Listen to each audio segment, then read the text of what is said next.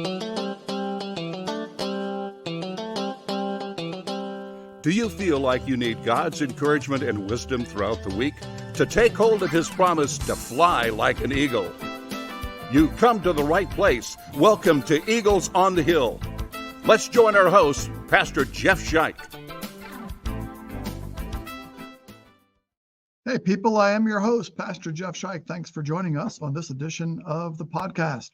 We want to encourage you to be letting your friends know about the podcast. Have them search for Eagles on the Hill on YouTube or wherever they listen to podcasts. They can follow us there and be up to date on all the things that are going on here at Eagles on the Hill. We want to join together and follow Jesus, draw strength from Him to fly like an eagle as He promises us in His Word.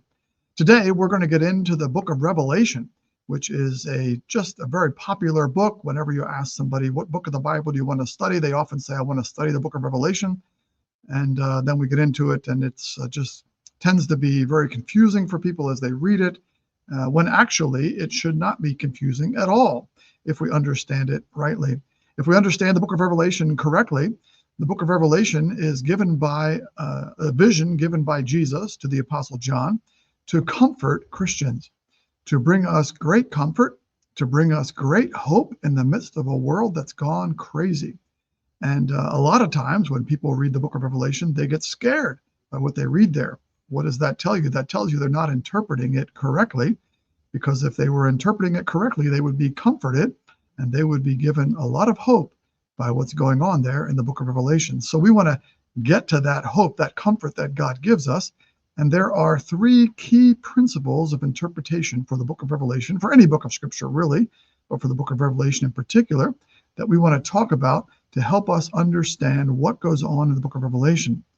What I'm going to do outside of this podcast, actually, is provide chapter by chapter commentary applying these principles to the book of Revelation. So if you'd like to study more in depth about that book, then go on to our YouTube site, Eagles on the Hill. Just search for Eagles on the Hill. Go to our Revelation playlist, and all of the chapters of the book of Revelation will have commentary by me, your esteemed host. We'll see how good I can do with this, applying the principles that we talk about today to help you be able not only to understand what's going on in the book of Revelation, but to have hope and take comfort from what God reveals to us there. So what are those key three principles? Here we go. Check it out. The first one is we want to understand what the author intends us to understand. We want to know the intended sense of the author. This in contrast to what you're typically asked with the book of Revelation. People are typically asked, are you interpreting it literally or interpreting it figuratively? Well, I want to avoid that dichotomy, and I want to say I want to interpret it the way the author intends me to understand it, the intended sense of the author. Let me give you examples in our own day of how that is, of how we apply that, and you'll be able to see why that's important as we go into the book of Revelation. So, for instance, first off, if you are reading the newspaper, and at the front page of the newspaper, which is, in theory, the news section, sometimes it's not, but that's another story. But anyway, it's the news section, and you see there a picture on the news page of an elephant kicking a donkey. What's the intended sense of the author? Well, if it's on the news page, the intended sense of the author is that something bad happened at the zoo. The elephants got out and started kicking the donkeys. I'm not sure if that's ever actually happened, but nevertheless, let's contrast that with that same picture appearing on the political cartoon section of the newspaper, where you would find political cartoons. What's the intended sense of the author if that picture appears in the political cartoon section? It's to tell us, we clearly understand this today, that some Republican beat up on some Democrat, whether it would be in a debate or in an election or whatever the context might be. The same picture could be put in reverse, a donkey kicking an elephant, and we'd understand that the Democrat beat up on the Republican if it's the political cartoon section. If it's the front page of the newspaper, the intended sense of the author is different because it's a different genre of literature. It is news on the front page, and it is a political cartoon on the political cartoon page. Or take another example. We'll go back in time here a little bit. We'll go to the the game of basketball, and if someone were to say, hey, Michael Jordan just dunked that ball, he jumped as high as the sky, what genre of literature, so to speak, is that? Well, that's the color commentator telling us that Michael Jordan jumped really, really, really high. No one understands the intended sense of the person saying Michael Jordan jumped as high as the sky. The intended sense is clearly not to tell us that the sky has a ceiling, maybe 8 miles up, and Michael Jordan jumped up 8 miles and touched the ceiling of the sky. That is clearly not the intended sense of that speaker, right? The intended sense is he jumped really, really high. So we have to apply that same kind of principle to the book of Revelation. The book of Revelation is apocalyptic literature, as is some pieces of Old Testament prophets, some pieces of Ezekiel and Daniel and the rest. And so we need to understand the intended sense of the author. Apocalyptic literature is a certain kind of literature, just like the political cartoon section is a certain type of literature, just like the play-by-play announcer in basketball is different than the color commentator.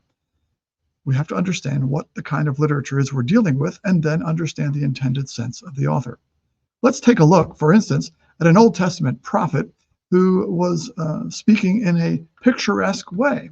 Amos chapter 9, verse 13. Amos talks about the end of the world and the new heavens and new earth when all things will be made new again by God. And he says, at that day, the mountains will drip sweet wine. I prefer Cabernet, but anyway, the mountains will drip sweet wine. What kind of language is that? Is that the language of a front page of the newspaper, or is that the language of a picturesque story? Is that poetry? Well, it's poetry. So what does Amos intend us to understand? Two choices. Does he want us to understand that in that beautiful day, everything will be in abundance? Or does he want us to understand that in that day, rivers of water are going to be replaced by rivers of sweet wine on mountains?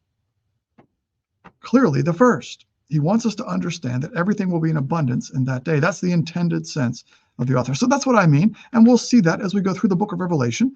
Revelation, again, is apocalyptic literature. And so we want to understand Revelation as the kind of literature it is and not make it something else. It's more like the political cartoon section than it is like the front page of the newspaper. We need to keep that in mind. Many commentators lose sight of that as they get into the weeds about all these pictures in the book of Revelation. We don't want to make that mistake. Second thing about the book of Revelation, apocalyptic literature, is that in apocalyptic literature, numbers oftentimes are not referring to numerical values, that numerical value doesn't matter. It's that they mean things. Numbers mean things. We have a vestige of that today in our culture with the number 13, for instance. So what does the number 13 mean? It is bad luck. Go into a high-rise building, and nobody works on the 13th floor. Hotels don't have a 13th floor. Who would want to push number 13 on the elevator? Nobody. Why not? Because that's bad luck. The only place I think a number 13 would show up in an elevator would be in a horror movie. And when somebody pushed the number 13 and got off, you would know that's the end of them. Something bad's going to happen, right? The number means things. There is a 13th floor in every building that's higher than 13 floors, but nobody calls it the 13th floor because numbers mean things in our day. At least the number 13 does. Well, that's true in spades in apocalyptic literature. So what do numbers mean in apocalyptic literature, which Revelation is apocalyptic literature? The number 7 is the number of perfection. It is a perfect number. It's the number of completion. It's the number most often used in the book of Revelation. We'll see that as we read it. The number 12, well, that refers to the Old Testament people of God, the 12 tribes of Israel. It also refers to the New Testament people of God because Jesus chose, for that specific reason, 12 disciples, 12 apostles. And so when you combine the Old and New Testament people of God together, what number do you get? 24. We'll see that number in the book of Revelation. The number 10 in apocalyptic literature has to do with fullness, massiveness, magnitude. Something is full or massive. And when you multiply numbers, by the way, that becomes even more full, even more massive. It's like sending a text message in all caps or putting a bunch of exclamation points next to the number. So the number 1,000, for instance, is 10 times 10 times 10. So that's really full, really massive. The number 100 million, well, that's about as high as you can go. That's infinity. That's really, really ultimately massive. Get the point? The number 4 has to do with visible creation. We have a vestige of that today. We talked today about the 4 corners of the earth. Nobody believes the earth has corners, but the number 4 corners, where did that expression come from? It came from the fact that the number 4 refers to visible creation. And we'll see that play out in the book of Revelation. Lots of other numbers as well, but we'll stop there. We've made the point that numbers mean things in apocalyptic literature. Numbers mean things in Revelation. They don't necessarily want us to be thinking about numerical values. That's key, and people make that mistake in the book of Revelation. We don't want to make that mistake. Third and final principle of interpretation is this. Is Revelation to be read linearly, that is, from front to back, from chapter 1 to chapter 22, as if we're seeing one thing all the way through, or are we seeing the same thing multiple times? Is it to be read in a cyclical way? Are we seeing the same thing over and over and over again from different perspectives? Revelation is written in a cyclical way. How do we know that? Well, we know that because there is, according to the rest of Scripture, only one end of the world. The world ends one time. In the book of Revelation, the world ends, guess how many times? 7 times. The world ends 7 times. So is Revelation teaching us to look for 7 different ends of the world? It would be if we read it in a linear fashion from chapter 1 to chapter 22, but that would be against the rest of Scripture. No, Revelation is teaching us to look for the end of the world once, and it's examining how the world goes on now and how it ends 7 different times from 7 different perspectives, the same thing. In other words, we're seeing the same thing 7 different ways, and so there's 7 different ends of the world in Revelation. It's all one end of the world. That's a mistake a lot of people make as they read it linearly, like you read the Gospel of Matthew, but Revelation is not the Gospel of Matthew or Mark or Luke or John. Revelation is Revelation. It's apocalyptic literature. It's written a different way. And so we need to understand that as we go through the book of Revelation. So those are the keys to reading the book of Revelation. We want to make sure that we apply them, whether you join us on our YouTube channel for all the chapters of the book of Revelation as I go through and examine them and apply these things, or whether you do it on your own. These are the principles you want to apply. And these are the things you want to watch out for as you're listening to other commentators. Many other commentators violate these 3 different principles of interpretation at their own peril.